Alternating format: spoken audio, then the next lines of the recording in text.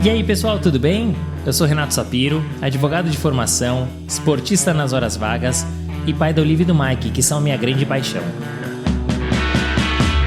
Sou sócio fundador da Sapiro, uma consultoria boutique de RH especializada em escritórios de pequeno e médio porte. Para saber mais, acesse sapiro.com.br. E esse é o Direito de Resposta, um raio-x do mercado jurídico. Sejam muito bem-vindos. Esse é um podcast leve e informal, onde falaremos com os principais personagens desse meio sobre carreiras, tendências e curiosidades. E esse é um podcast quinzenal, então já sabe, temos um encontro marcado segunda sim, segunda não.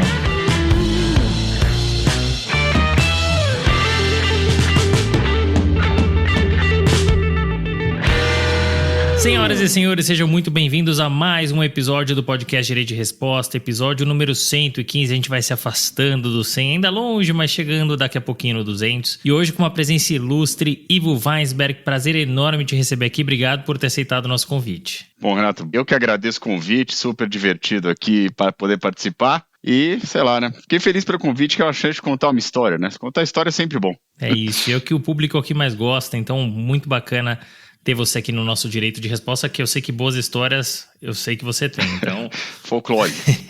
E, bom, aqui a gente tem sempre uma pergunta clássica, que é a nossa primeira pergunta, que é sobre planejamento de carreira. E você tem uma carreira que é sólida, né? São 30 anos de advocacia, né? Marcados por passagens por renomados escritórios, pelo empreendedorismo, sendo atualmente fundador e sócio do TWK Advogados. Essa trajetória, ela foi planejada? Caso contrário, quais eram seus outros objetivos? Cara, planejada do jeito que ela saiu não foi, evidente. É até engraçado se perguntar, né? Porque esse fim de semana agora, eu tava, por acaso, no fim de semana com amigos da minha filha, né? Minha filha tem 17, sabe, segundo colegial e tal. E eles estavam perguntando de faculdade, de carreira e tal, e nessas horas você fica pensando, você fala, pô, o que você vai falar, né? Tem tanta variável no meio do caminho pra você poder cravar alguma coisa. Foi até uma conversa interessante, cheia de não ressalvas, mas falar, gente, não se preocupa tanto que a vida vai te dar caminhos. Eu acho que foi essa a mensagem que eu falei. Não foi planejada, cara. Eu entrei na faculdade de Direito meio por acaso, né? Não é que tenho família de advogado, não tenho. Não tinha algum advogado, sei lá, sabe, tipo, pai de amigo, um tio. Eu sempre conto essa história, porque essa história mostra quanto nós somos nós e o acaso, né? Eu dividi o quarto com meu irmão, eu devia estar no primeiro colegial, meu irmão já estava na faculdade, e a gente viu um filme de noite, num domingo, um filme daqueles americanos, meio pastelão de advogado americano, que o cara vai no julgamento e tira a carta da manga, sabe essas coisas? E eu vi, adorei e tal, não sei o quê, e no outro dia, por algum motivo dessas coisas esotéricas, né? Uma professora da escola resolveu falar, gente, agora que vocês estão no colegial, que vocês já pensaram o que vocês querem fazer, faltava 2 anos ainda, não tinha nenhuma necessidade daquela conversa. E foi um por um, né? Aí, bom, o que cada um pensou em fazer? Não sei e tal, não sei o quê. E a minha resposta, lembrando do filme, foi, eu vou ser advogado. Eu falava assim, falei bem, né? Eu achei que... E nunca mais pensei no assunto, Renato. Nunca mais. Passou 2 anos de colegial, aquela resposta pra mim foi tipo, já respondi essa pergunta, é isso. E me matriculei no vestibular, passei, fui para a faculdade de Direito, e aí a vida vai te dando, né? Eu sempre lembro, assim, quando eu estava no primeiro ano, eu comecei a trabalhar, acho que no fim do primeiro ano, uma coisa do gênero. E por acaso eu tive uma oferta de estágio, né? O pai de um amigo arranjou para mim, num escritório pequeno, mas super bom, aprendi, entre estágio e advocacia, fiquei 8 anos lá, né? Aprendi bastante. Com o Sidney Turks, é um professor da PUC, né? Não sei se ainda está na PUC, mas foi muitos anos professor da PUC, e é um cara que foi muito importante para mim. E eu aceitei, assim, eu podia ter aceito um estágio para ir para fazer penal, podia ter... Foi o que me ofereceram, eu queria trabalhar, eu aceitei, e comecei a carreira num escritório muito bom, mas pequeno, que meio faz tudo, né, na área civil. Consumidor, imobiliário, indenização, um pouco de societário de limitada, um bom escritório, mas com aquele perfil genérico, né. E daí a vida foi abrindo as portas e você vai entrando, você vai... Não teve muito planejamento não, deu certo. Eu acho que teve planejamento no último passo, né? Esse último passo de criar o TWK, e esse é fruto, depois de 20 anos, você ter uma ideia do que você quer. Mas os outros foram sequenciais, assim, né? Você perguntou, qual que era o meu plano original? Meu plano original era ser advogado, mas quando eu estava no começo de carreira, eu mudei meu plano original. Eu decidi ser professor. Eu fui monitor, depois eu fui assistente, e um dia eu resolvi que eu queria ser professor. Professor é profissão principal, professor, né? O meu plano de vida, em vez de ser um advogado que dava aula, que é o que eu acabei sendo, no final das contas, eu queria ser um professor que também advogava. Vamos dizer assim, você muda um pouco o enfoque, né? E passei, acho que quase 2 anos, eu ainda ia ao escritório, tal, tinha um acordo, tal, mas em que eu dava 10, 12 aulas por semana, então a minha profissão era professor de direito. Eu ajudava no escritório de advocacia. E vou te falar que eu gostava dessa opção na época, eu gostei, foi muito produtivo, importante para o futuro, ainda que para advogar, e divertido. Eu era muito jovem, então meus alunos eram 3, 4 anos mais novos que eu, né? Era divertido. Eu imagino. E assim, quando você fala de planejamento de carreira, você contou a história do final de semana aí com a sua filha, acho que a gente coloca uma pressão muito grande, né? Tem que definir que curso que vai fazer, tem que definir quais são os próximos passos, tem que definir uma série de coisas, e eu acho que é um pouquinho deixa a vida levar mesmo, né? Ainda mais nesse momento, as variáveis são muito maiores até do que na nossa época, né? As coisas acontecem muito mais rápido até do que na nossa época. Eu lembro, eu entrei na faculdade, eu não sabia nem quais eram as opções. A pressão ela é muito grande para você tomar uma decisão. E olha o impacto de um filme pastelão mesmo, né? Que você pastelão, nem lembro qual é o filme, honestamente. Só lembro que era pastelão. E que acabou, de alguma maneira, te guiando pro direito. Afinal, você não tinha ninguém na família, né? Isso é muito curioso. E você traz um outro ponto super importante, porque dentro do direito você tem várias vertentes que você pode seguir. Você falou, enfim, do magistério, você falou da advocacia. Como é que você foi cair no magistério, né? Porque é isso, assim, ou você é 100% magistério, ou você, como você bem colocou, é um advogado que é professor ou um professor que é advogado. Por que você optou por seguir esse caminho? E uma pergunta que eu gosto sempre de fazer, é possível tocar as duas carreiras ao mesmo tempo? Carreiras essas tão demandadas? Eu vou te responder a pergunta. Eu vou primeiro responder a primeira pergunta, mas depois vou responder a segunda, que tem uma história muito boa sobre isso, inclusive. Eu fui cair no magistério por acho que dom é uma palavra forte, mas por gosto. Eu sempre gostei. Tipo, eu lembro que quando eu estava no 3º ano da faculdade de Direito, tinha uma professora de Direito Constitucional já falecida, a professora Leda Mota, uma pessoa incrível, maravilhosa. E ela tinha um grupo de, assim, a aula dela, ela dava 2 aulas por semana de Direito Constitucional. E numa aula ela dava e na outra, hoje seria impossível na PUC porque não tem sala sobrando, mas ela dividia a classe em 4 ou 5 e cada classe tinha 2 monitores. Normalmente os monitores eram ou alunos que já tinham feito o curso dela ainda ou recém-formados e tal. E muita gente boa eu conheci como monitores da Leda Mota. E como eu era sempre dedicado a isso, né? Eu gostava da faculdade de Direito, né? Eu fui um aluno mediano na escola, não ruim, mas também não excelente, mas eu fui um bom aluno na faculdade de Direito. Efetivamente, uma das coisas que eu falei no fim de semana, a gente não se preocupa que se você gostar da faculdade, você vai se esforçar. E a Leda me convidou, com alguns outros amigos da minha turma da classe, para ser monitor de Direito Constitucional. Então, por 2 ou 3 anos, a gente tinha um dia, nós éramos 2, 3 monitores para 8, 9 alunos nesse dia de seminário, vamos dizer assim, e um dia que você era professor, né? Óbvio, numa situação diferente. Pô, e se a gente já tinha vontade de testar, aquilo deu um gosto enorme. Aí dali eu fui para ser... aí eu era estagiário lá do escritório do Cine, que ele era professor de Direito Econômico. Eu fui, quando eu me formei, assistente dele, assistente informal, que tem bastante, já tinha, por alguns anos também. E como eu tinha muito essa veia acadêmica, sempre tive, eu logo que me formei, prestei o mestrado, entrei no ano seguinte e tal, já entrei, e vai te levando, né, para a carreira acadêmica, para docência, o mestrado. Até que um colega meu de mestrado, o advogado Banespa, na época, gente boa também, toda a vida, me deu uma oportunidade, ele teve um problema e eu fui substituir ele na Unip, que eu acho que um semestre ou 2 na Unip, dando aula de prática forense, que era uma coisa que não era exatamente a minha... Eu era um advogado atuante, então até conseguia dar prática forense com alguma tranquilidade, mas não era uma matéria que eu nunca gostei de estudar processo, né, então eu tive que dar uma rebolada ali. E aí foi legal, porque era uma classe, eu tinha, sei lá, 120 alunos, era um negócio, sei lá, eu tinha 24, 25 anos. E dali eu adorava, eu fui para a FMU, né, prestei concurso em Direito Comercial, eu já tinha feito mestrado em Direito Comercial, né, eu entrei em outra área do mestrado e depois mudei para Direito Comercial, que era aí a coisa que eu gostava mesmo de estudar e tinha uma paixão por isso, tenho até hoje. E aí eu fui seguindo, aí você já entrou no meio, e se você tem alguma, sei lá, se é razoavelmente bom nisso, eu considero que eu era, pelo menos naquela época, aí você vai, porque aí uma oportunidade leva a outra. Aí eu fui dar aula na FMU, aí tinha aquelas aulas de fim de semana que alguém convidava em outro estado, cursos da AGV no interior de São Paulo, cursos de IBM, aí você vai fazendo uma relação, é um networking, igual você faz com o advogado, você faz na docência, entendeu? E as aulas eram bem avaliadas, eu gostava, e eu sempre digo, respondendo a sua segunda pergunta, eu tenho uma história boa. Quando eu estava fazendo o LLM na NYU, né? Então eu já tinha mestrado, fazer LLM. Como eu naquela época não queria advogar, meu plano era, enquanto todo mundo ficava fazendo currículo para mandar para os escritórios americanos, para aquela job fair lá que tem das faculdades americanas do LLM, eu ficava no Google lá, tentando achar cidades do interior de São Paulo que tivessem pelo menos 2 faculdades de direito para eu poder tentar ir morar na volta e ter uma carga horária razoável para me sustentar e dar aula. Era essa a minha Veja, eu já tinha 27, 28 anos, estava na NYU, já tinha advogado entre estágio e advocacia, já tinha uns 8, 9 anos, eu já estava focado. Eu falei, cara, isso que eu quero fazer da vida. Mas mesmo assim, eu acabei, um amigo meu que fazia LLM comigo e tal, falou, pelo menos manda teu currículo aqui para fazer entrevista com os escritórios brasileiros, você nunca sabe o que vai ser na volta e tal, e ele tinha razão.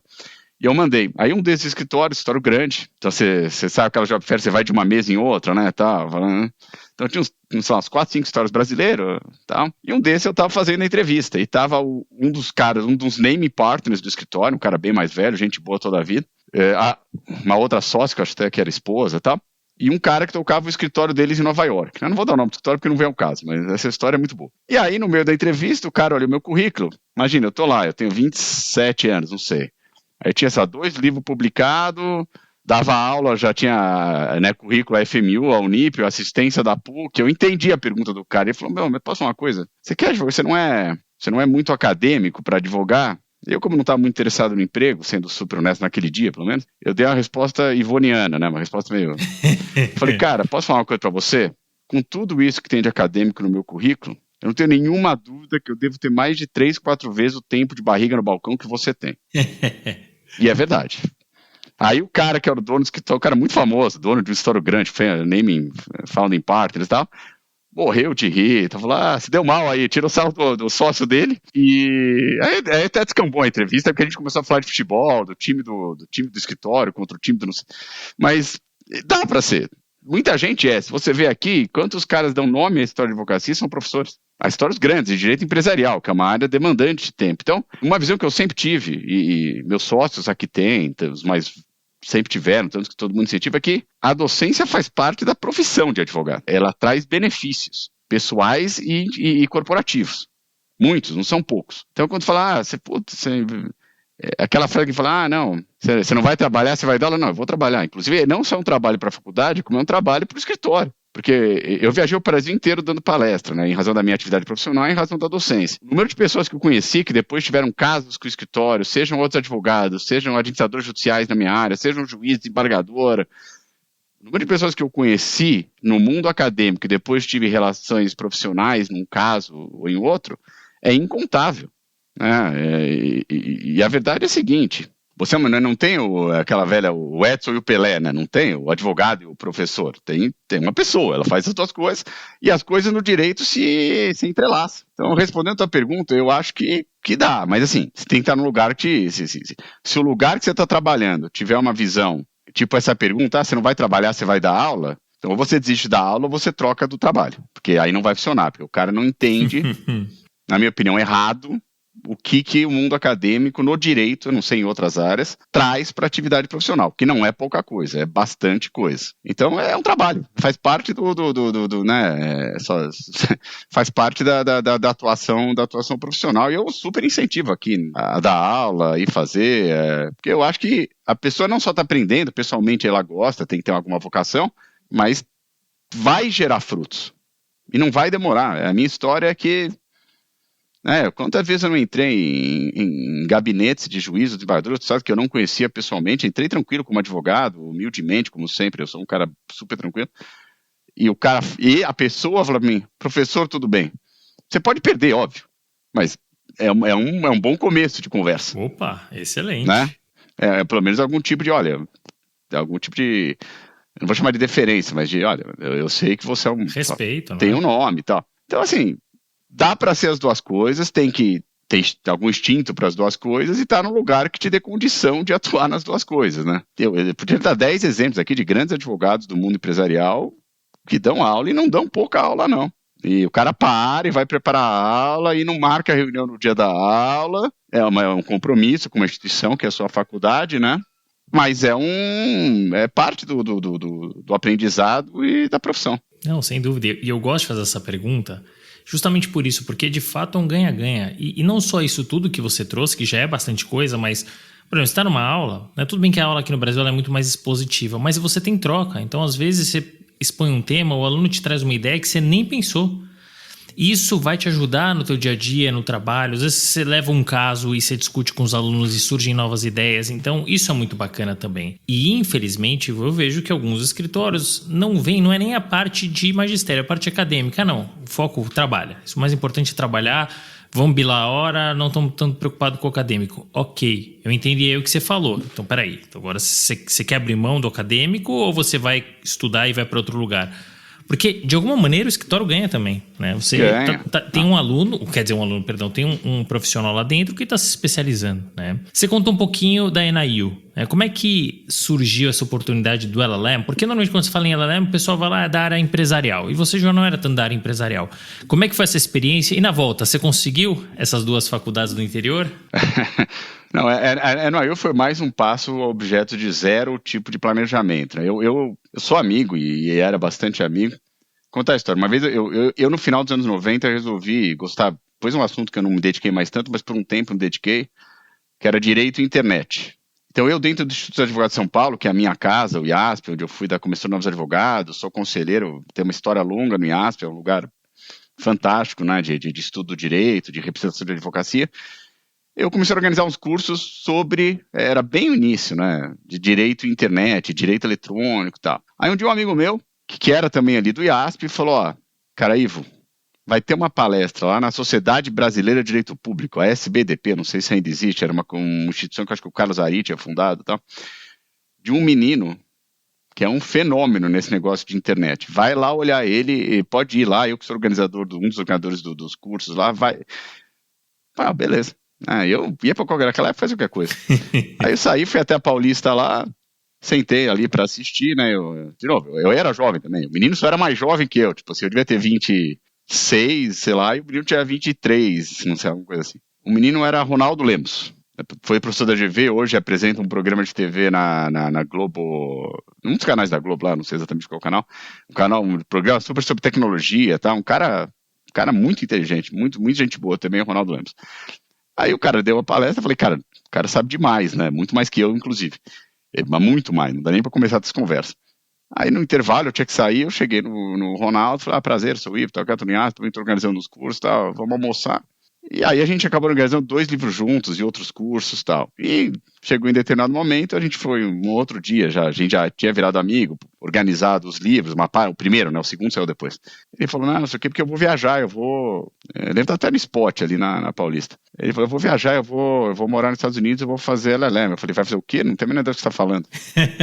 O Ronaldo fez Harvard, né? Aí ele começou a me explicar tal, o que era, e aí eu cheguei no escritório, já estava nessa fase que eu era mais professor do que advogado, mas eu cheguei lá no escritório, fui fazer alguma coisa, fiquei pensando, falei, pô, fazer esse negócio aí também, cara, eu achei interessante.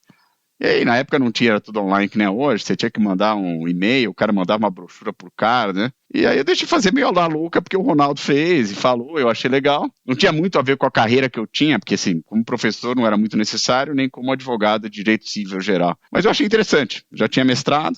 E aí fiz, tal. Eu lembro até que eu separei a brochura de umas 20 faculdades, né? Porque eu achava todas ótimas, aí são todas ótimas. Só que cada vez que você fazia um application, você tinha que, além do curso da inscrição, mandar o FedEx e tal, custava uma grana, sei lá, $400, $500, eu não tinha. E aí eu fui fazendo, e de novo coisa aleatória, né? Então, as primeiras 5 eu mandei. Aí o dinheiro acabou, eu parei de me inscrever. E aí uma delas foi a NIU, uma das que me aceitou também, né, não todas me aceitaram, uma das que me aceitou foi a NIU, mas foi uma experiência fantástica, né? Acho que cara, porque assim, primeiro um ano sem trabalhar, só estudando, era muito raro, eu tinha feito a faculdade inteira trabalhando, mesmo mestrado trabalhando. Segundo a estrutura das faculdades lá, não tem, assim, não vou falar não tem comparação, tá? Porque as faculdades aqui melhoraram também nos últimos anos, mas é um nível absurdo de profundidade de estudo, de acesso a material, Em Nova York ainda tinha muito acesso a palestra e outras faculdades, instituições, né, o centro econômico do planeta. Cara, foi uma experiência incrível, e aí na volta eu tive que mudar meus planos. Meu pai faleceu logo que eu voltei, né, então... E aí eu falei, não dá, no negócio desse professor eu vou tentar... E aí, enfim... Tinha lá algumas conversas em curso daquela job fair que, graças a Deus, aquele amigo falou para eu fazer. E acabei não indo para nenhum daqueles escritórios, mas estava conversando com eles para arranjar um emprego. E aí acabei no Vault, né, que foi minha casa, onde eu aprendi a fazer Eu acho que no Cine eu aprendi a advogar em geral, assim, fiz de tudo e muito bem. Tem uma época que era só eu e ele, então eu ganhei um presente de aprendizado, né? Você é o estagiário, o chefe do escritório, não tem ninguém no meio do caminho. Tem, o cara só pode falar com você. E eu acho que o Valde, que eu fiquei 7 anos, acho, mais ou menos, foi o lugar onde eu fiz a minha escola de advocacia empresarial high-end, assim, litígios grandes, complexos. Foi mais um acaso da vida, né? Porque a minha chegada no Vault foi um acaso. Ele não estava na Job Fair, nem nada disso. Mas foi muito legal. Foi uma experiência incrível lá, os anos com o professor e com o resto do escritório, né? Todo o time que tinha lá na época. Agora eu fiquei curioso, Ivo. Conta pra gente como é que foi esse caso, como é que você chegou no Valde e como é que é trabalhar com o professor? O que você aprendeu com ele que você levou pra sua vida? Cara, eu cheguei no Vault realmente por acaso, né? Já era amigo, hoje ainda sou muito amigo, mas já era amigo na época, porque tinha usado, até estudado os livros do Jairo Sadi, um dos maiores caras que entende mais de direito bancário no Brasil já há muitos anos. E eu estava organizando para a GV um curso online, foi um dos primeiros cursos online que teve de direito bancário, organizei para a GV do Rio, a pedido do Ronaldo Lemos, que estava já trabalhando lá, tá, junto com o Zé Horácio Ribeiro. E eu tinha até pedido ao Jairo que falasse com o professor Valde, que eu não conhecia, imagina, um ícone, né? Eu sou lá um cara que estuda direito bancário, fiz mestrado em bancário, e o cara é o professor Arnoldo Valde, não dá, a distância é muito grande, não dá pra você dar uma ligação, né? E eu falei, puta, Jairo, vê se ele me autoriza a usar uns textos dele aí, porque precisava pôr texto em PDF para ter autorização do autor, para os alunos do bancário online. Mas isso ficou parado, o Jairo falou, vou ver e tal, não sei o quê. Aí um dia o Jairo mandou uma mensagem para mim e falou, olha, passei teu contato pro professor, ele pediu. Eu falei, puta, que bom, mas sei lá, eu não achei que ia acontecer muita coisa. Aí eu tava na Paulista andando na rua, saindo de uma entrevista num dos escritórios grandes que tava lá na Job Fair da NYU, né? Aí tocou, era 6 da tarde, assim, tocou meu telefone, tocou o celular e era secretário do professor Valde. Eu até achei que era um trote na época, pra ser bem honesto. Falei, meus amigos não tem nada pra fazer, acabei de chegar no Brasil, professor Valde. Falei, professor Valde, gostaria de falar. Falei, bom, por mais que seja um trote, eu vou aceitar, né? Aí eu falei, não, tá bom, claro, não sei o quê. Aí era que a secretária passou o telefone, eu nunca vou esquecer isso, que na hora até quase tropecei, né? Que ele falou assim, professor Ivo. Eu falei, quê? Não, professor Valde, né? Professor Ivo não, professor Valde, eu sou o Ivo. Se é o professor Valde, eu sou o Ivo, né? Essa conversa começou louca. E aí ele me falou, olha, falei com o Jairo, eu tava até procurando o senhor faz um tempo aqui, eu li um livro que o senhor escreveu, achei muito legal, tá? Que era o livro do meu mestrado, né? E esse é o professor Valde, ele lê tudo. Depois vou te falar, responder a sua segunda pergunta, né? O senhor pode tomar um café aqui? Eu falei, claro, quando o senhor quiser, né? Tal hora, tal dia, tal. E eu fui tomar um café, né? Assim, eu tava lá discutindo já praticamente plano de carreira com um dos escritórios, tá, para começar. E fui tomar o café, aí internamente entrou o Alexandre, um dos filhos do professor, lá na reunião, aí eu comecei a ver que aquele café talvez fosse uma entrevista, e aí no final ele falou, espera um pouco para aceitar qualquer oferta, meu outro filho, que é o Arnoldinho, né, tá viajando, vai voltar, queria que ele te conhecesse, aí obviamente eu esperei, né, além da questão profissional, de ter um grande escritório e tal, tinha uma certa idolatria envolvida no assunto, né, eu tô falando com o professor Arnoldo Valde. Aí esperei, me fizeram uma oferta de emprego e tal, eu aceitei na hora, porque...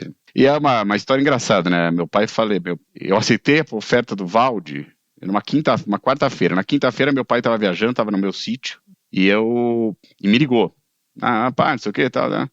E aí, filho, decidi, eu tinha tido uma conversa com ele sobre esse escritório, aquele, o professor, eu falei, não, eu vou pro escritório do professor Valde. Ele falou, ótima decisão, você está encaminhado. E desligamos o telefone e meu pai faleceu 2 dias depois de um ataque cardíaco e foi a última frase que eu tive com ele. Foi eu falando que ia trabalhar com o professor Valde e ele falando, você está encaminhado. Isso ficou muito na minha cabeça. Olha que coisa. E aí comecei lá, os primeiros meses trabalhando muito, muito com o professor, ajudando a dar parecer, estudo, opinião aqui e ali. Mas é o que eu falo do acaso, né?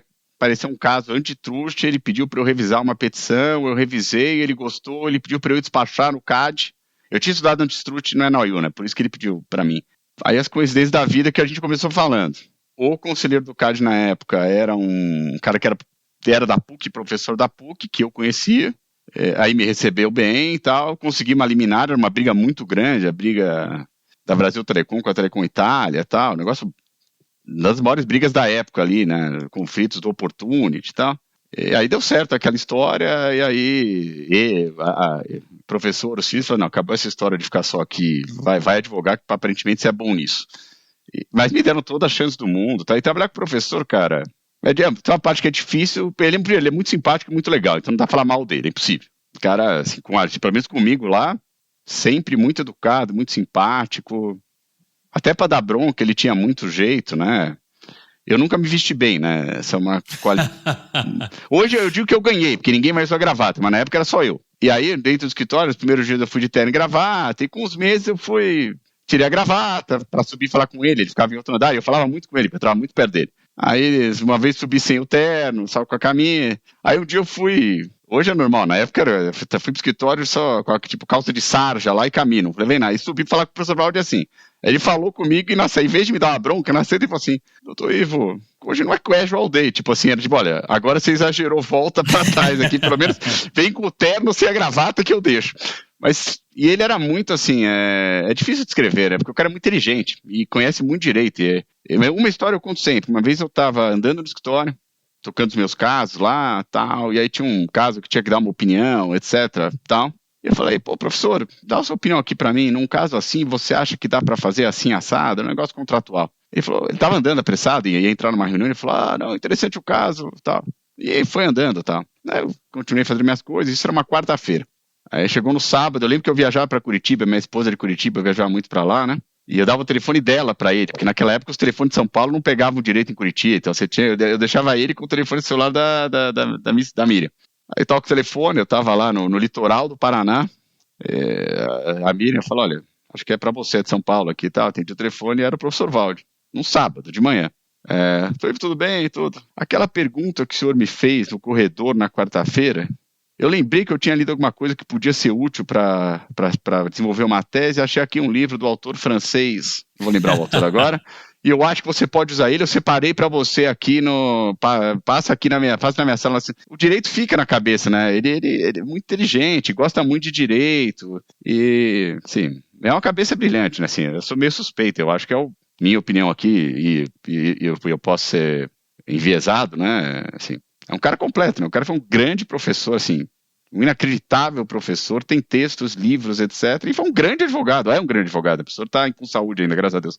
É um grande advogado, e criou um escritório bom, criou outros advogados, então eu sou até suspeito. Mas trabalhar com ele durou bastante tempo, né, relativamente. Foi uma escola para mim, não só ele, os outros também, mas ele, trabalhei perto e várias frases dele eu tenho na minha cabeça até hoje, né? Cada um tem o seu caminho e tal, mas eu lembro. Mas eu acho que o que eu mais aprendi com ele tem que saber técnica, tem que, tipo, isso, olha, fui lá no autor tal, achei uma tese, assim, você tem que desenvolver teses, mas você tem que desenvolver soluções para o caso, né? Então, eu lembro uma vez numa discussão lá de uma votação de empate, acho que era no CAD, não sei onde é, não lembro agora, todo mundo discutindo, ele tirou da chapeleta ali uma regra do Código de Processo Penal sobre habeas corpus, empate para usar como analogia, quer dizer, eu acho que você tem que ser criativo com técnica, né, e eu acho que isso é uma das coisas que eu aprendi lá, e com o escritório em si, com outros grandes advogados que tinham lá, eu aprendi litígio, técnicas de litígio, né, depois cada um desenvolve a sua com erros e acertos, mas foi uma escola, muitos anos, e uma escola bem interessante, cara, mas eu acho isso, assim, você vai parar nos lugares, voltando ao assunto do fim de semana com a garotada, eu falei, cara, para tudo na vida tem um tempo de maturação que você não pode desistir. E para tudo na vida tem um tempo que também você não pode insistir. Então, assim, a faculdade entrou, não gostou, não vai existir no primeiro mês. Mas também não vai passar 5 anos só porque você entrou. E eu acho que emprego é a mesma coisa. Tipo assim, entrou, não gostou, não vai existir no primeiro mês. Mas também não vai ficar 10 anos no emprego que você não gosta. O Valde eu gostava, eu saí por outros motivos e tal, mas tudo na vida você tem que persistir um pouco, mas não insistir demais. E a carreira que você perguntou no início, Renato, é isso, você tem que ir achando, assim, mesmo que você não tenha como eu um planejamento, um objetivo final pré-determinado, entre persistir e insistir, você tem que achar um meio do caminho, um meio termo razoável e se cercar de gente boa, né, porque, assim, ninguém vai a lugar nenhum com gente ruim. Essa é pra tudo na vida, inclusive pro história de advocacia. Não, sensacional, muito legal essa história. Você tinha me contado e eu, enfim, pedi para que você contasse para os nossos ouvintes, porque eu acho que é emblemático, o professor Valde, que eu gostaria muito de trazer aqui no Direito de Resposta. Infelizmente, a sócia dele, Mariana Antunes, comentou que, por enquanto, ele não está dando mais entrevista. Espero que ele mude de ideia, você conseguir aí, vou achar demais, porque é um cara, realmente é isso, ele é completo. A Mariana acho que é a pessoa que mais confia no mundo. Assim, ela não conseguiu, dificilmente eu. Mas seria muito legal, ele é assim, ele é único. Não, ele é aquele 10 mesmo, né? É o Edson e é o Pelé. Você conhece a Sapiro? Nós somos uma empresa focada no mercado jurídico, especialmente em escritórios de advocacia de pequeno e médio porte, e que tem 2 pilares, recrutamento e consultoria. Acabando este episódio, acesse sapiro.com.br e saiba como podemos te ajudar. Em 2009 você acabou saindo para montar o teu escritório, que acabou durando pouco tempo, e depois você se juntou com outros sócios e aí montou o Costa Weinsberg Tavares e Paz, né, o CWTP, que é um escritório que teve muito sucesso, né? O que te motivou a sair de lá, ficar pouco tempo com o teu escritório e montar uma outra estrutura? E como é que foi o comecinho ali do CWTP? Quando enfim, teve a saída do Valde ali, né? Também tive que tomar opções na vida. E várias vezes na vida eu tomei opções de risco, sendo super honesto. Eu tinha oferta de outro escritório grande para ir, estava conversando, tinha mais uma oferta de um escritório médio para desenvolver a área, e tinha essa conversa. Na verdade, tinha uns amigos, ótimos tributaristas, tal, pessoas muito, muito boas, e a gente fez meio com a coisa, falou, cara, eu vou fundar meu escritório, a gente fica junto, vocês me dão uma mão no começo, e a gente toca o barco depois. Então, assim, eu abri até o Weisberg Advogados, mas o Vanilson veio logo depois e virou Costa Weisberg, depois o Tavares veio e virou Costa Weisberg Tavares Paz. Hoje é CTP, né? Eles estão lá até hoje, Costa e Tavares Paz, lá tem uma advocacia boa, tal, são ótimos advogados. Então, lá deu certo, acho que para mim foi uma virada, né? Porque foi quando eu criei o meu escritório, aí tinha 100% de responsabilidade. E é engraçado, muita gente que é meu sócio hoje foi meu advogado júnior ou estagiário no CWTP, né? 3 ou 4 aqui, se não tem mais. Mas assim, eu acho que deu certo lá, eu tive bons anos lá, a gente fez ótimos casos, eu tinha uma relação muito boa com o Vanilson e com o Tavares, nunca tive zero problema com eles dois. Mas eu tinha na minha cabeça, cara, assim, mas aí começa, aí a experiência vai mudando, né, Renato? Eu tinha na minha cabeça, e é uma opinião pessoal, não é tá certo ou errada, que o modelo de negócio, escritório, eu vou chamar de médio, que a gente, sei lá, não lembra agora os números, meio full service, eu não achava um bom modelo. Por N razões, assim, corporativas e de foco. Eu falava, cara, você tem que concorrer com um escritório grande, que tem uma estrutura de FII diferente da sua e uma etiqueta diferente da sua. Eu fiz muito M&A na vida, né, antes de voltar a fazer. Eu fiz contencioso, aí no Valde eu fiz muito M&A, projetos, até a lei de RJ aparecer e eu começar a migrar para contencioso de novo. E no CTP a gente fazia muito conflito setário, ainda fazia M&A e tal, não sei o quê. Sim, tirando todos que têm problemas internos, então, óbvio, não é 100% maravilhoso, nem era no Valde, nem no CWTP, mas no geral era as coisas boas melhores que as ruins dos dois. Mas eu achava que o modelo, cara, eu falei, esse modelo, eu não acho que é o melhor modelo para o meu tipo de advocacia, para o Ivo, advogado, com a minha personalidade e tal. E quando eu estava pensando em sair de novo, né, para fazer o Weisberg advogado de novo, num modelo bem menor, só de novo nichado, eu cismei que tinha que ter nicho, que você tinha que ter nicho para sobreviver, para concorrer, né? Que o full service era difícil concorrer com os grandes, né? Essa era a minha visão. Veja, eles estão lá, o pessoal está lá até hoje, tem uma ótima história e ganha dinheiro, não é? Era a minha visão. Então, quando eu estava preparado para isso já, pensando nisso, já até vem de novo aquilo que eu digo que é o senhor, né, da nossa vida, que é o acaso. O CWTP era num prédio na Paulista, que também era o Dias Carneiro, onde o Joel, Tomás Bastos e o Bruno Cruzoaio, o T e o K do TWK, tinham escritórios. Eu dei aula para o Bruno no IBMEC, não sei se já era INSPER ou era IBMEC ali já na negócio, e o Joel, a gente entre eu ser devedor, ele credor, ou ele devedor e eu credor, a gente já se conhecia há 200 anos, sempre se gostou. O Joel é a pessoa mais carismática que eu conheço, com certeza, assim, não dá para, uma figura, um excelente advogado e carismático, gente boa, tá? E um dia eu saí bravo do escritório de algum tipo de reunião de sócio, alguma coisa, ou reunião, não sei. Eles saíram bravos do escritório também, acho. E as 2 portas do elevador se abriram, tinham 5 elevadores assim, né? Então tinha 1, 3 e 1 aqui, assim, né? Tipo, um de frente pro outro e 3 no meio. E a gente saiu no mesmo segundo do elevador no térreo. Cumprimentamos, tal, vamos almoçar. E fomos almoçar, acho que foi a única vez na vida que eu vi o Joel comendo 1 quilo, né, porque ele é um cara gourmet. A gente foi num quilo lá perto almoçar e começamos a falar de vamos fazer só RJ, não sei o que, tal. E a conversa andou e acabou gerando a minha site do WTP.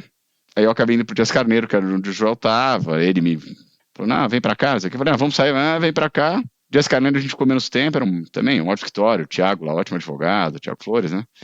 Mas assim, aí é lá na minha visão, aqui só a minha visão, a equipe era muito grande, né, de RJ. Já eram, sei lá, devia ter 30, 40 pessoas em RJ. Aí acabamos, aí foi a natureza, né? Às vezes uma frase que eu sempre falo em meio de projeto e com os advogados aqui, às vezes falo, cara, deixa a natureza fazer o trabalho dela, não fique estressada, a natureza vai resolver esse tipo de assunto. E ali foi a natureza, a gente se juntou, aí ficou claro que o modelo de negócio correto era estar sozinho, né? E aí a gente conseguiu fazer esse movimento de nicho, de realmente construir um escritório focado só em reestruturação, contencioso de empresarial mais complexo.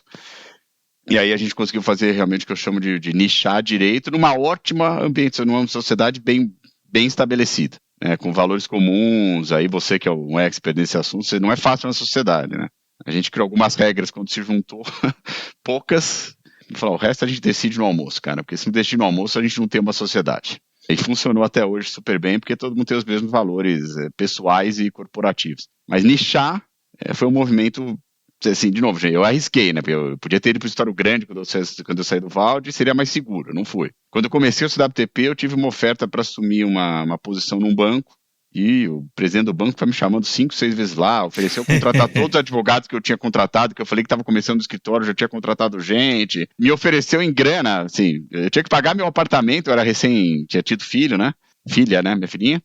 O dinheiro que o cara me ofereceu era mais, eu quitava meu apartamento e sobrava no banco muito mais do que eu tinha no banco. E eu tomei a decisão de não ir, né? Isso é legal, porque depois que o cara foi subindo a oferta, chegou uma hora que eu chamei minha esposa e falei, pô, Miriam, agora você tem que me ajudar, porque assim, a decisão vai afetar você e a Bia, né?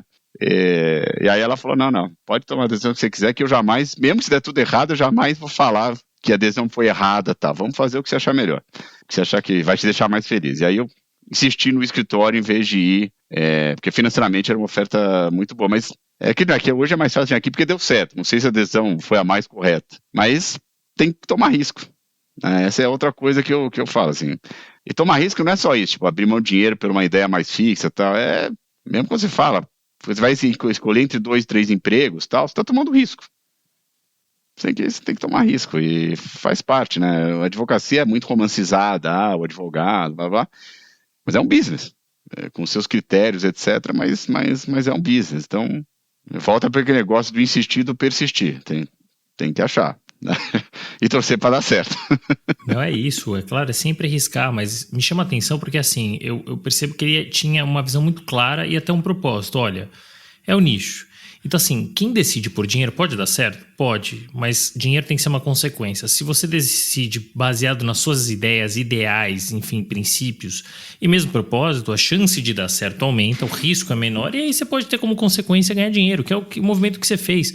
Você podia ter aceitado o projeto do banco? Poderia. Poderia estar rico? Poderia. Poderia estar feliz ou não, né? Mas você insistiu, persistiu e montou o TWK, que é uma referência, assim como você é uma referência nessa área, né, de insolvência, de RJ. Você acha que essa decisão ela foi acertada? Olhando agora, quais os prós e contras de você ter uma boutique ou uma estrutura nichada? Puta, você tem uma resposta meio ruim de dar, porque assim, eu não vejo nenhum contra. Mas que bom. Não vejo assim, mas também... Hoje deu certo, é fácil não ver nenhum contra, né? Mas assim, de novo, eu acho que talvez o que tenha de contra é quando a gente não é uma estrutura pequena, né? Tem 60 advogados e tal, um pouco mais, não é pequena, tá? Mas também não é esses escritórios muito grandes. Então acho que o contra que você vai ver é meio risco-retorno, né? Você dilui muito o seu risco quando tem muita gente no negócio. Por outro lado, o moedor de carne é maior, né? Do dinheiro, tem que ser, vai distribuindo. Mas eu acho que nichar te tira... uma agenda de conflito, né? Porque a gente tem várias fontes, né? Hoje em dia a captação é muito orgânica aqui, né? Porque a etiqueta, graças a Deus, é uma etiqueta reconhecida. Mas os grandes indicadores de cliente aqui são outros clientes, que é o melhor, né? Dizem que é o melhor cliente, é aquele que vem pelo outro cliente. Então, graças a Deus, a gente tem bastante disso. Assessoria financeira, que são parceiros. O nosso ramo do direito é a parte não de contencioso tanto, mas a parte de insolvência. O assessor financeiro é parte do sistema, é um player muito importante, então a relação com ele é importante. A gente tem muita captação vinda daqui e a gente tem muita captação vinda de escritórios de advocacia, que não fazem a área que a gente faz ou que tem algum conflito. E evidentemente que você ser nichado ajuda a isso, porque retira um conflito com outros escritórios. A gente tirando o nosso serviço aqui, a gente não oferece nenhum outro. Né? Não vai fazer outras áreas do direito, não vai pegar o cliente. Fora a questão da lealdade, que a gente jamais pegaria, mas não tem nem o risco. Né? Então, assim, honestamente, eu acho que talvez tenha mais risco empresarial, porque nichar é meio binário, fazer nicho é meio binário, né? Tipo, ou dá muito certo, tem outros exemplos na nossa área que deram muito certo, ou se der errado, você não tem aquela captação ampla e genérica de qualquer coisa, né? Porque você precisa estar naquela área que você se propôs. Então, eu acho que o downside aí talvez seja o risco maior de não dar certo. Mas como modelo, se funcionar, assim, eu realmente continuo achando o que eu achei naquela época. Esse é o modelo. Esse é um bom modelo. Não é o único modelo. Esse é um bom modelo. E a gente teve que fazer, obviamente, que, assim, internamente a gente retirou qualquer chance de conflito fazendo uma estrutura mais simples, baseada em participação e não em mecânicas mil de quem recebe o quê. Porque se é um nicho, vem pela etiqueta, né? É diferente de você pegar um cliente e depois passar para outra área do escritório. Falar, o cliente, eu que trouxe, aqui é o escritório que trouxe o cliente. Então você tem que adaptar o seu modelo de negócio ao que você se propôs a fazer. E esse é um ponto interessante. No episódio anterior a gente entrevistou o Marcelo Inglês de Souza, que trabalhou muitos anos no Demarest, muitos anos. E um dos motivadores era o conflito realmente com outras áreas. Porque o que você faz? Né? Porque, e aí, que área que é mais forte? Que área que vai abrir mão do cliente? Né? Então, você tem esse ponto benéfico também quando você tem uma boutique. Agora, ter uma boutique ajuda na grande polêmica do mercado, que é a precificação? Olha, você não sai ileso à concorrência. Primeiro, vamos lá, eu sempre brinco, alguém pode ter o mesmo tempo que eu de insolvência na Lei 11.101, mas ninguém tem, impossível. Porque eu comecei a advogar antes da lei ser promulgada, num caso no Valde, no Cadavarga, até que depois não foi o Valde que propôs, mas renegociar leasing pensando na lei, tá? Então eu tô aqui desde o início. Já muitas fases aconteceram nessa área do direito. Eu brinco com o Joel aqui, que está desde o início também, fez Parmalat, eu fiz VASP e tal. A gente falou, pô, que saudade da época do Velho Oeste, né? Ninguém sabia nada, faz o que você quiser, não tem jurisprudência. Juiz... Maravilhoso. Foi muito legal, durou 4, 5 anos, foi muito legal. Aí depois... Só que o que acontece no mercado, o mercado foi se profissionalizando. Então, assim, o primeiro cara que se profissionalizou foi o advogado devedor. Alguns advogados mais falencistas antigos se adaptaram, outros não se adaptaram e acabaram, de certa forma, saindo do mercado. Veio um advogado mais eclético, né, com um pouco, não só de contencioso, mas também com mais negocial, eu tinha experiência em banking, M&A, ajudou muito, junto com o contencioso, a tratar dessa área, o Joel, cada um tinha a sua experiência, já deu uma especializadona nisso. Aí o judiciário foi especializando principalmente em São Paulo, em alguns outros estados, o juiz, tal, que também é uma coisa. E eu vejo claramente, aí, passado disso, você tem hoje, já de hoje não, de mais tempos, os próprios escritórios de credores foram se especializando também. E aí, sei lá, mais ou menos 10 anos atrás, o administrador judicial começou a se especializar, diminuiu a figura do cara, né, e passou a ter empresas de administração judicial. E depois tem essa polêmica de honorários, tá, mas são empresas profissionalizadas, o cara tem lá uma estrutura de contabilidade, uma estrutura até aplicar software, sabe? Cara, o AJ profissional apareceu. O assessor financeiro focado em reestruturação apareceu. De uns 5, 6 anos para cá, os fundos de investimento em distress apareceram, brasileiros, com bilhões. Então, o mercado foi altamente se profissionalizando. O que acontece? Os advogados locais começaram a se profissionalizar. Primeiros 10 anos da lei, 15, qualquer RJ grande, qualquer estado, vinha em São Paulo pegar um advogado. No Rio, lá, tio Galdino e tal, também fazia isso. Hoje, vários estados têm escritório de advocacia mega especializados que tocam RJs grandes. Então, por um lado, nichar te ajuda a negociar honorários, mas mesmo o nosso mercado hoje é muito diferente do que era. Você tem que se adaptar um pouco à concorrência. Mas, obviamente, quer dizer, a gente tem a condição de tentar pegar cobrar pela reputação, né? Que é o que um profissional liberal faz.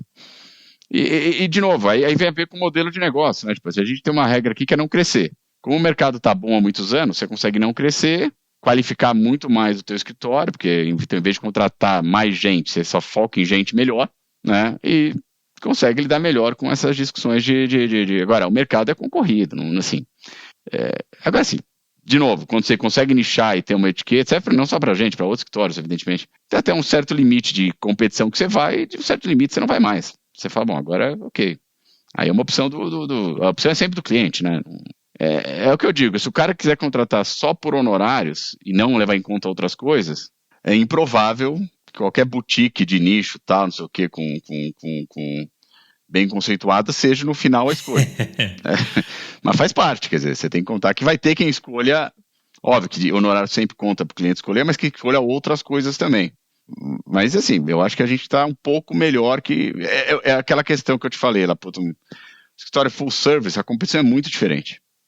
É muito diferente. A competição tem muitos, o mercado mudou muito, mas acho que ainda tem assim, algum grau ainda de não ser só honorários.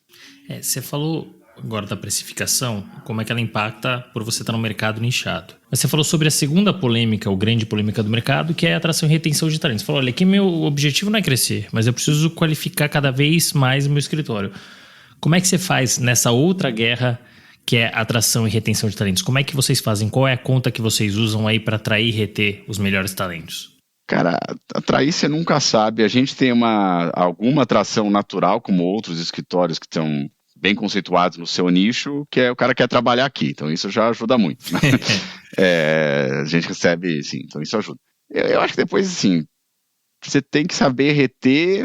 A minha leitura de retenção é meio meritocrata mesmo, né? Óbvio, você tem uma regra, você tem um plano de carreira, evidentemente, você tem que seguir e tal. Mas assim, os melhores são os melhores.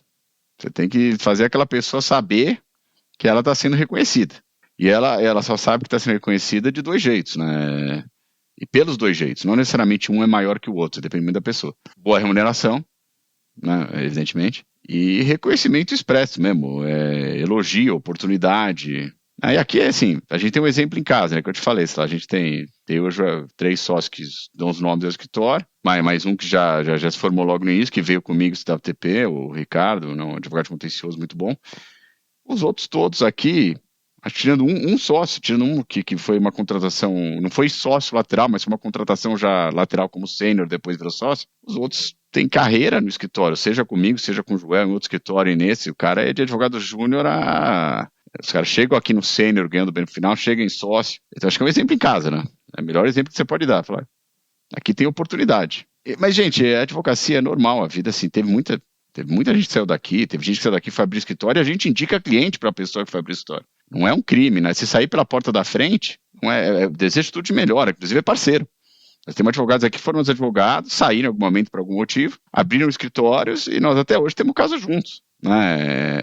Acho que uma das coisas, as pessoas fazem a coisa direito, não tem erro, tem mercado, e é normal, né? As pessoas saem dos escritórios, eu saí. Não, faz parte do jogo. E as pessoas ficam também, como vários aqui, graças a Deus, estão há muitos anos e, imagino eu, ter satisfeitos, estão aqui. Mas você tem que reconhecer, eu acho que é isso, né? Reconhecimento é a primeira... o ambiente de oportunidade e reconhecimento. Eu não sei se a gente consegue fazer isso com grande maestria, a gente tenta. Em alguns casos tem dado certo, mas, enfim, de novo. Não dá para ter de uma boutique, não é um store gigante, tipo um store full service desses famosos, tal, onde o mecanismo é diferente, até talvez tenha mais oportunidade de um lado e menos de outra. Modelo de negócio é determinante, né? Agora, a gente tem que reconhecer, é meritocrata. Eu, Ivo, acho, até brigo aqui, às vezes, que o único reconhecimento que vale é o meritocrata. É business, né? E eu acho interessante a visão que você traz por vários fatores. Primeiro, a questão da placa atrair. Segundo, não é só dinheiro. Dinheiro é importante, claro que é, mas reconhecimento também é fundamental. E tem que ser explícito, expresso. Você tem que falar, a pessoa não tem que achar, né? E tem uma outra coisa que eu gosto muito na tua visão, e a gente volta a falar de relacionamento, que são as pessoas que saem pela porta da frente do escritório. Faz parte do jogo, tá tudo bem, entendeu? Porque foi buscar o que é melhor, assim como você foi buscar, assim como o Joel foi buscar, enfim, são coisas da vida, né? E porque eu vejo que existe um certo rancor, né, de alguma estrutura, saiu daqui, virou meu inimigo, né? Competir é uma coisa, brigar, virar assim uma coisa meio pesada é outra, né? E eu acho que o mercado jurídico tem espaço para todo mundo, e se você se relacionar da melhor maneira com todo mundo, benefício seu também, né? Que é, de novo, o poder do relacionamento, né? Não, eu acho que por mais que quando você sai, alguém sai daqui, ou quando eu saí, quando o fulano saiu, você pode ter sempre um momento que alguém fica chateado, não gosta, é normal. Mas é o que você falou, você tem que fazer direito pela porta da frente e com o tempo, mesmo se alguém ficou chateado com alguma coisa, se foi feito, se foi ok, se não tem, enfim, nenhum tipo de deslealdade e tal, o tempo resolve essa chateação momentânea que os dois lados podem ter, ou um dos lados e tal. e a vida segue, né? E é o que você falou, segue e continua, e se encontra no outro dia. Eu lembro quando, eu sempre falo isso, acho que aprendi com o professor Valdi, inclusive, voltando ao assunto do professor Valdi, e falei isso até recentemente, tá? Em um evento. O advogado tem que tomar cuidado, né? Porque assim, óbvio, você tem uma responsabilidade com o seu cliente, tem que tratar super bem e tal, mas tem que ser leal com a sua contraparte, porque usando essa frase que ficou na minha cabeça, de certa forma os clientes passam, né? Deixam de ter problema, não são mais de advogado, contratam outro, enfim. E os seus contrapartes, os advogados, ficam. Você vai estar com eles no outro caso de novo. No mundo de insolvência, você vai estar com eles na próxima assembleia. No mundo de litígios empresariais maiores, complexos, você está com um cara do seu lado, no outro caso está do outro lado. Então você tem que ser leal com a sua contraparte, com o advogado. Você tem que ser leal. Porque é o correto, 2, porque a lealdade traz o benefício, né? Na hora que você você precisa de alguém. Eu já passei situações negociais, estresse, em M&A até na época, de madrugada, procuração não está assinada. Falei, gente, como não está assinada?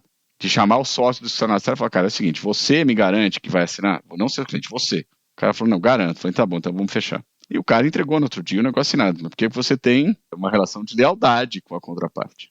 Né? Então, graças a Deus, na minha experiência, a maioria das contrapartes que eu tive são advogados que eu conheci como parte contrária, né? O pessoal fala adversário, não é parte contrária, o termo correto. E viraram meus amigos. Muitos. Briga na assembleia e vai tomar chopp depois, porque é profissional, campo, depois é a vida. Acabou o jogo, entendeu? Acabou o jogo.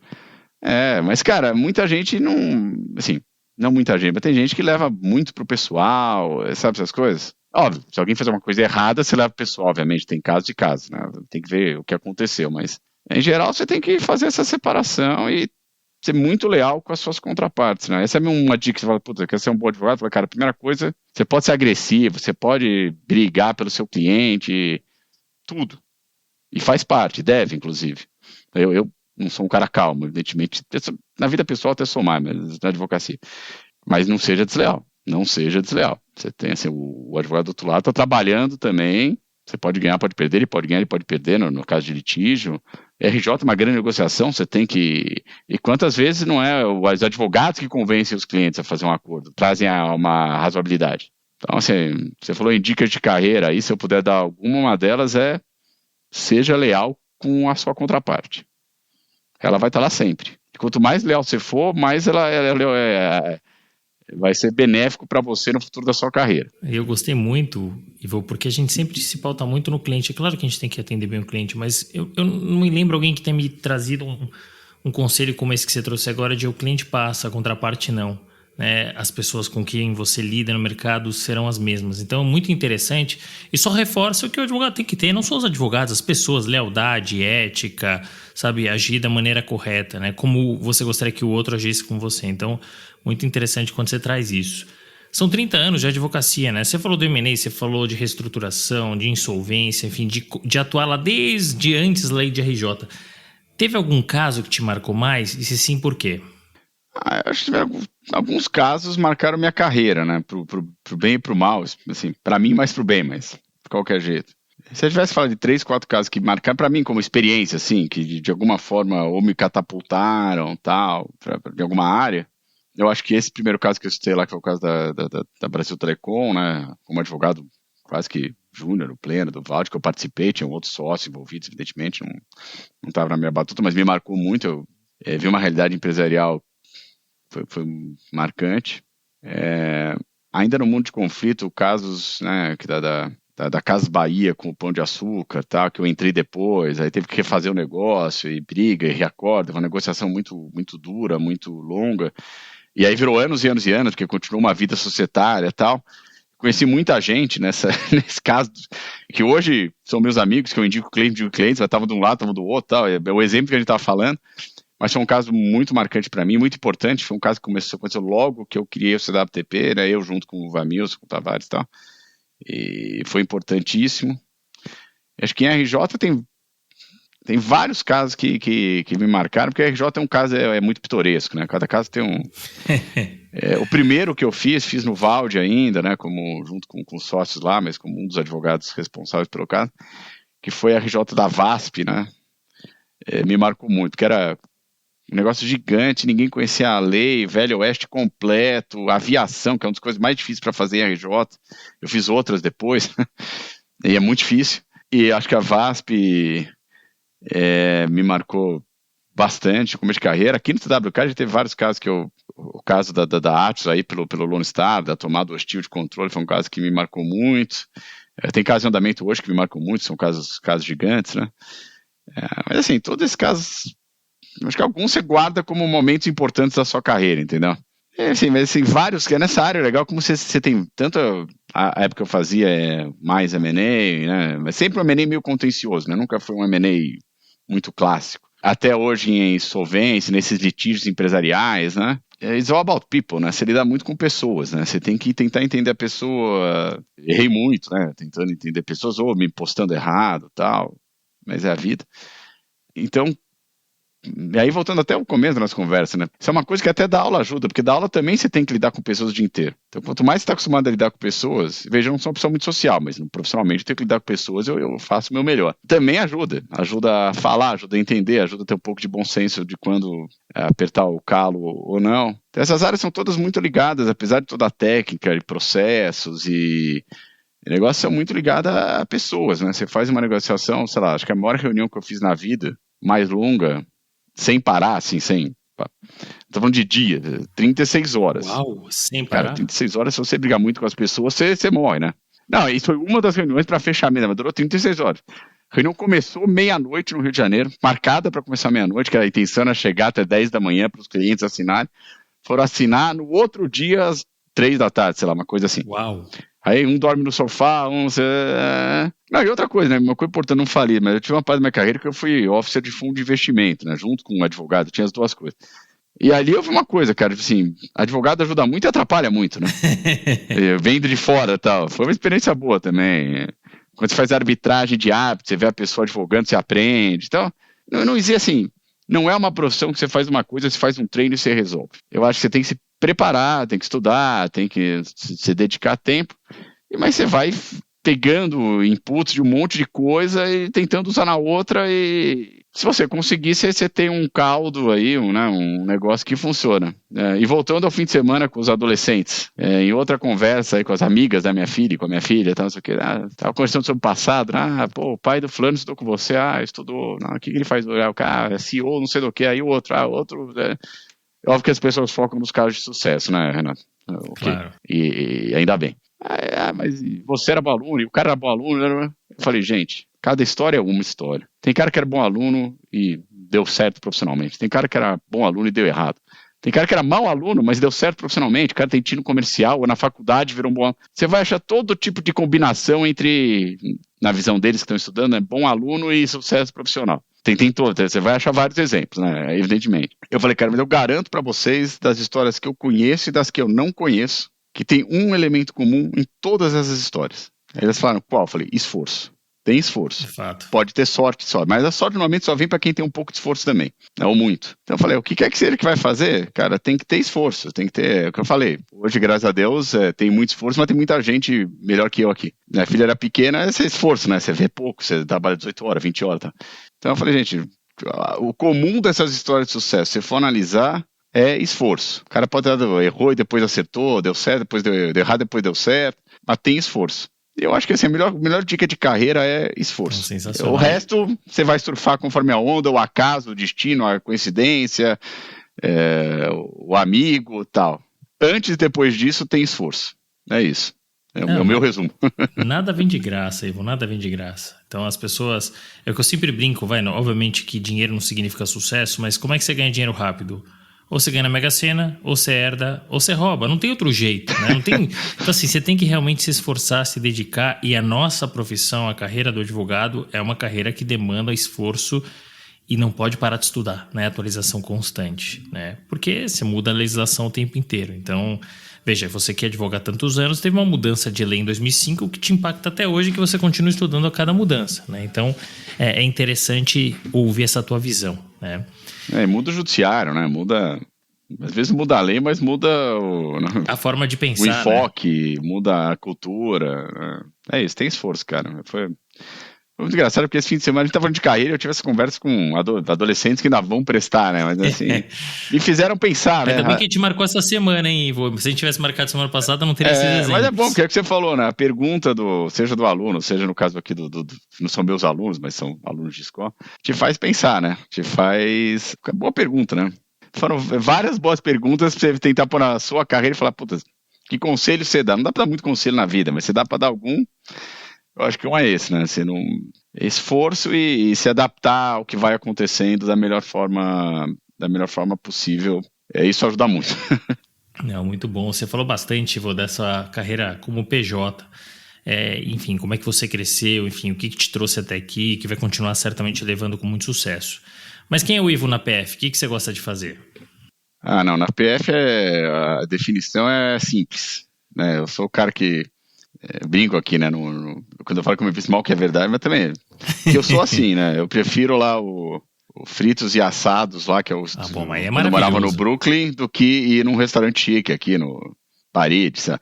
Então, eu gosto de simplicidade, gosto das coisas mais tranquilas, gosto de um bom churrasco, apaixonado, fiz esporte a vida inteira, já nos encontramos no clube lá, qualquer esporte, né? Já fiz vários e tal. Eu acho que fazer esporte faz bem para a mente, além de para a saúde. Então, acho que na física é o cara, família, né? Beatriz e a Miriam, simplicidade da vida, assim, sem muita frescura, churrasquinho, esportezinho. Eu não preciso de muita coisa não, Renato, eu sou o que ajuda, né?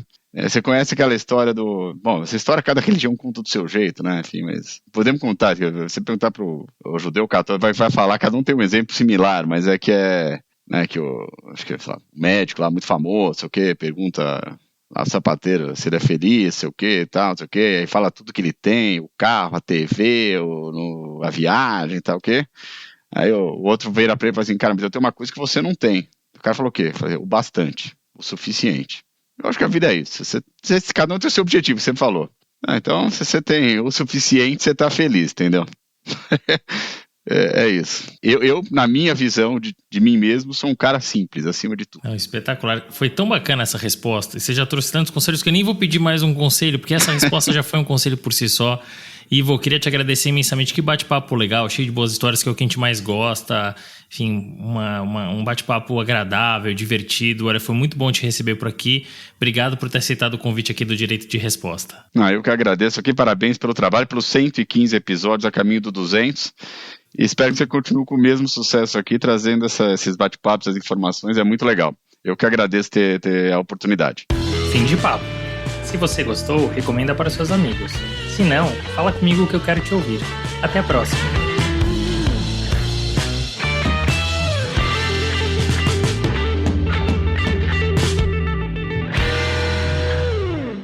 Este podcast foi editado por Felipe Mux.